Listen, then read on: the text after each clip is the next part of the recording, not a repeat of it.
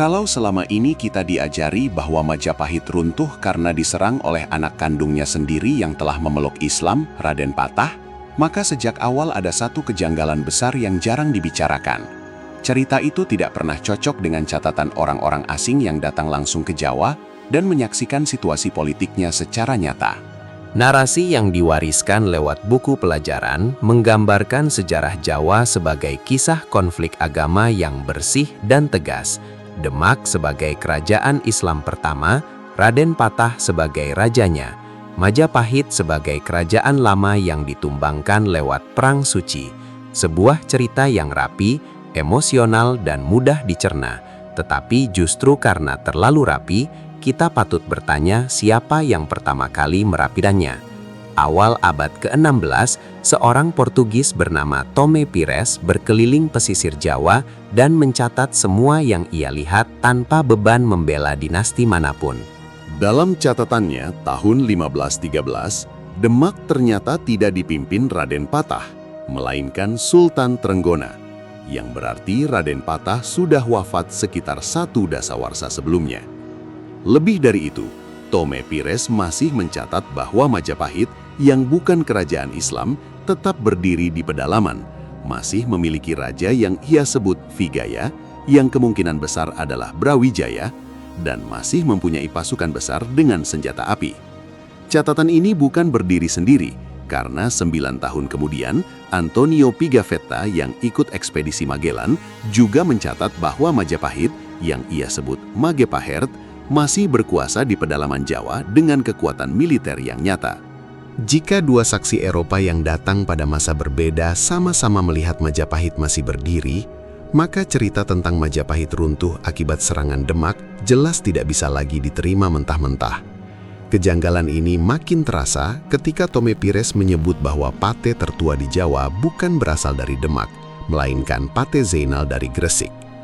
Istilah Pate di sini bukan nama orang, melainkan gelar penguasa setingkat raja bawahan atau adipati, yang berasal dari kosakata Jawa kuno seperti pati atau bupati.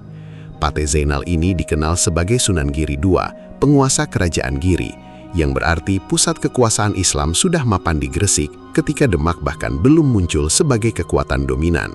Lebih jauh lagi, jika kita menelusuri silsilah dan historiografi Jawa, kita justru menemukan bahwa sebelum Giri, sudah ada kerajaan-kerajaan Islam yang lebih tua seperti Surabaya dan Tuban, dan bahkan sebelum itu, Lumajang.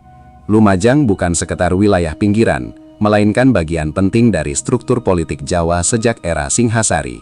Pada akhir abad ke-12 hingga awal abad ke-13, ketika Singhasari berada di puncak kekuasaannya, muncul tokoh bernama Arya Wiraraja, bangsawan Lumajang yang memiliki darah kerajaan, keponakan langsung raja, dan pernah menjabat sebagai Demung, jabatan strategis yang bertanggung jawab atas keselamatan raja dan keluarganya. Jabatan ini tidak mungkin dipegang oleh orang sembarangan, apalagi oleh seseorang yang tidak dipercaya penuh oleh raja. Namun tradisi lokal, keberadaan makamnya di Biting, serta jaringan keturunan yang terus berlanjut hingga Bali dan pesisir utara Jawa, menunjukkan bahwa Arya Wiraraja adalah seorang Muslim. Fakta ini mengubah peta besar sejarah Jawa, karena berarti Islam tidak datang belakangan melalui Demak, melainkan sudah hadir di lingkaran elit Jawa ratusan tahun sebelumnya. Ketegangan kemudian muncul bukan semata karena ambisi politik, tetapi karena benturan keyakinan. Raja Singasari, Sri Kertanegara, adalah penganut ajaran Shiva Buddha Tantra Sekte Bhairawa, sebuah ajaran yang sejak lama berselisih keras dengan Islam, terutama karena praktik ritualnya yang dianggap bertentangan secara moral oleh kaum Muslim. Perbedaan ini perlahan menciptakan ketidakserasian hubungan antara Sri Kertanegara dan Arya Wiraraja. Saat Sri Kertanegara menjalankan ambisi besarnya untuk menyatukan Nusantara, sekaligus menyebarkan pengaruh ajaran Tantrayana, Arya Wiraraja termasuk tokoh yang menolak gagasan tersebut. Penolakan ini tidak berakhir ringan. Arya Wiraraja diturunkan jabatannya, disingkirkan dari pusat kekuasaan, dan akhirnya dibuang ke Madura. Sebuah hukuman politik sekaligus simbolik terhadap bangsawan Muslim yang dianggap tidak sejalan dengan visi raja. Namun, sejarah sering berbalik arah justru dari orang-orang yang disingkirkan.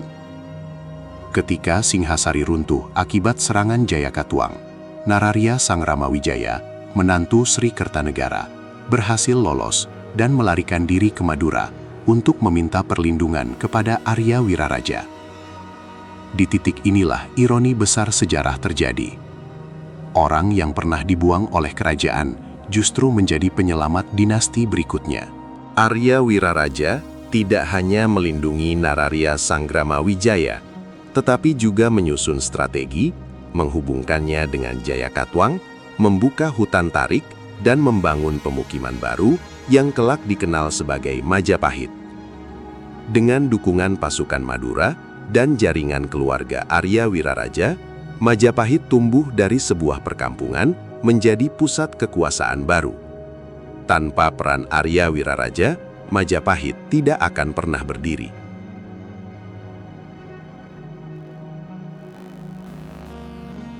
Namun setelah Majapahit berjaya, konflik internal kembali muncul, terutama ketika putra Arya Wiraraja, Ranggalawe, seorang Muslim, merasa jasanya diabaikan dan akhirnya tewas dalam konflik politik istana.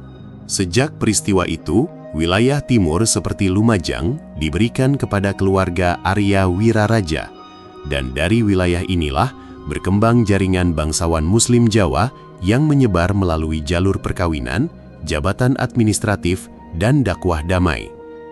Pada masa-masa berikutnya, terutama menjelang akhir Majapahit, raja-raja Jawa mulai memiliki istri Muslim, anak-anak Muslim, dan adipati-adipati Muslim di berbagai daerah, termasuk tokoh-tokoh yang kelak menjadi leluhur penguasa Demak, Cirebon, dan wilayah pesisir lainnya. Dalam konteks panjang inilah Raden Patah harus ditempatkan, bukan sebagai anak durhaka yang menghancurkan Majapahit, melainkan sebagai bagian dari transformasi kekuasaan Jawa yang telah berlangsung berabad-abad. Demak bukan kerajaan Islam pertama di Jawa, tetapi kerajaan yang paling berhasil tampil ke permukaan sejarah dan mewarisi panggung kekuasaan yang sudah lama disiapkan oleh generasi sebelumnya. Cerita tentang runtuhnya Majapahit akibat satu serangan besar lebih cocok disebut dongeng politik yang dirapikan pada masa kolonial. Sementara kenyataannya, sejarah Jawa berubah secara perlahan, penuh konflik keyakinan, kompromi kekuasaan, dan negosiasi panjang yang jauh lebih rumit daripada cerita sederhana yang selama ini kita hafalkan. Baik, secara detail akan saya jelaskan menjadi 3 bagian. Pertama, Demak, Majapahit, dan cerita yang terlalu rapi. Kalau kamu percaya Majapahit runtuh karena diserang anak kandungnya sendiri yang sudah masuk Islam, kita perlu berhenti sebentar, karena ada satu masalah besar. Orang Eropa yang datang langsung ke Jawa justru mencatat cerita yang sama sekali berbeda. Kita tumbuh dengan narasi yang rapi. Demak kerajaan Islam pertama, Raden Patah rajanya. Majapahit tumbang karena perang besar yang didukung Wali Songo. Cerita ini enak didengar, mudah diingat, dan diajarkan turun-temurun. Tapi justru karena terlalu rapi, kita perlu curiga. Awal abad ke-16, seorang Portugis bernama Tome Pires berkeliling pesisir Jawa. Dia bukan penulis babat, bukan bagian dari konflik lokal, dan tidak punya kepentingan membenarkan satu dinasti tertentu. Tahun 1513, saat ia mencatat kondisi Jawa, Demak ternyata dipimpin Sultan Trenggana, bukan Raden Patah. Artinya, Raden Patah sudah wafat lama sebelum itu. Lebih mengejutkan lagi, Tome Pires masih mencatat keberadaan Majapahit di pedalaman, lengkap dengan raja dan puluhan ribu pasukan bersenjata. Kalau Majapahit sudah dihancurkan Demak, lalu kerajaan apa yang sebenarnya masih berdiri kuat di tengah Jawa? Pertanyaan ini makin mengganggu ketika Tome Pires menyebut bahwa pate tertua di Jawa bukan berasal dari Demak. Kalimat pendek itu langsung menggoyang fondasi cerita sekolah kita. Karena kalau Demak bukan yang tertua, maka seluruh urutan sejarah Islam di Jawa perlu dibongkar ulang.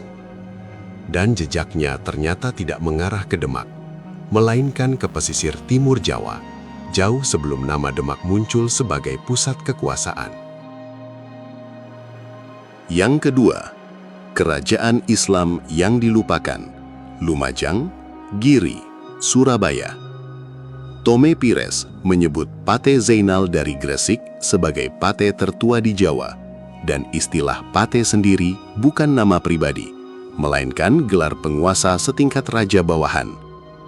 Pate Zainal ini dikenal sebagai Sunan Giri II, penguasa kerajaan Giri. Jika Giri sudah memiliki raja Islam dan disebut tertua, maka Demak otomatis bukan kerajaan Islam pertama. Namun, ceritanya tidak berhenti di Giri. Data historiografi justru menunjukkan adanya kerajaan Islam yang lebih awal lagi, Surabaya, Tuban, dan yang paling mengejutkan, Lumajang. Di akhir abad ke-12, saat Singhasari masih berjaya, muncul tokoh kunci bernama Arya Wiraraja. Ia bukan bangsawan pinggiran, melainkan keponakan raja, pewaris darah kerajaan Lumajang, dan pernah menjabat Demung, jabatan yang langsung bertanggung jawab atas keselamatan Raja Singhasari. Tradisi lokal, makam, dan jaringan keturunannya menunjukkan satu hal yang konsisten. Arya Wiraraja adalah seorang Muslim. Fakta ini mengubah cara kita membaca sejarah Jawa awal. Artinya, Islam tidak datang tiba-tiba lewat Demak, melainkan sudah hidup di lingkungan elit Jawa jauh sebelumnya. Konflik kemudian muncul bukan sekadar soal kekuasaan, tetapi soal keyakinan. Raja Singhasari, Sri Kertanegara, adalah penganut ajaran Shiva Buddha Tantra, sekte Bhairava, ajaran yang sejak lama berselisih dengan Islam. Ketegangan inilah yang perlahan mendorong Arya Wiraraja disingkirkan, diturunkan jabatannya, dan akhirnya dibuang ke Madura. Tapi justru dari titik pembuangan inilah, sejarah Jawa mulai berbelok ke arah yang tidak pernah diceritakan secara utuh di buku sekolah.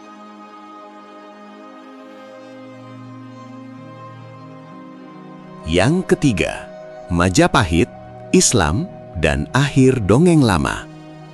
Ketika Singhasari runtuh akibat serangan Jayakatwang, satu tokoh penting berhasil lolos, Nararya Sang Ramawijaya. Ia tidak lari sembarangan, melainkan menuju Madura, ke rumah orang yang pernah disingkirkan kerajaan, Arya Wiraraja. Disinilah ironi sejarah terjadi. Orang yang dianggap bermasalah oleh Singhasari justru menjadi pelindung dan arsitek lahirnya kekuatan baru.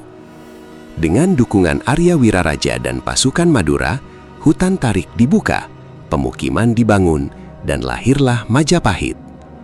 Tanpa peran Arya Wiraraja, Majapahit tidak akan pernah berdiri. Namun setelah kekuasaan diraih, konflik internal kembali muncul.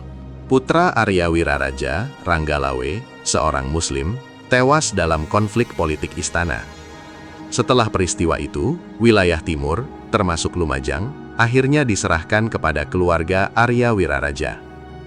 Dari sinilah, jaringan bangsawan Muslim Jawa berkembang secara konsisten, bukan lewat perang agama besar, tetapi melalui perkawinan, administrasi, dan dakwah damai.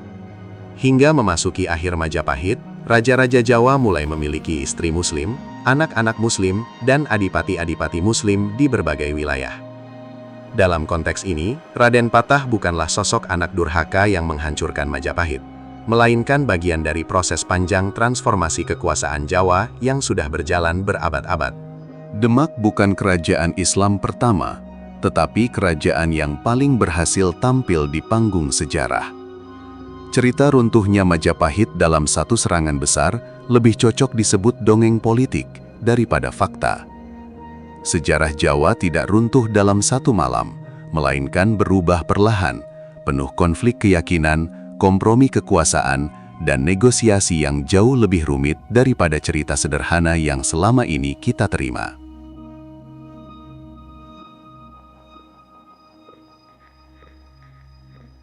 Pada akhirnya, sejarah Jawa bukanlah kisah runtuhnya sebuah kerajaan karena pedang agama, melainkan cerita panjang tentang perubahan yang tidak pernah benar-benar selesai. Majapahit tidak jatuh dalam satu malam, tidak pula tumbang oleh satu tokoh, apalagi oleh satu keyakinan.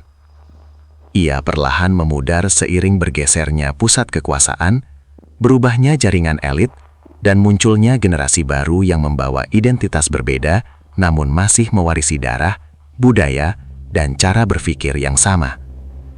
Islam di Jawa tidak datang sebagai badai yang menyapu bersih masa lalu, tetapi sebagai arus tenang yang menyusup ke dalam keluarga raja, ke dalam jabatan birokrasi, dan ke dalam kehidupan sehari-hari masyarakatnya. Ketika Demak akhirnya berdiri sebagai kekuatan baru, yang berubah bukanlah Jawa, melainkan siapa yang memegang kendali atasnya. Karena itu, mungkin pertanyaan terpenting bukan lagi siapa yang menghancurkan Majapahit, melainkan mengapa kita begitu lama percaya pada cerita yang menyederhanakan sejarah yang sebenarnya jauh lebih kompleks. Dan di titik itulah, memahami masa lalu bukan soal memilih pihak, tetapi soal berani menerima bahwa sejarah jarang sekali hitam atau putih. Ia hidup di wilayah abu-abu, di antara ingatan, kekuasaan, dan cerita yang terus diwariskan hingga hari ini.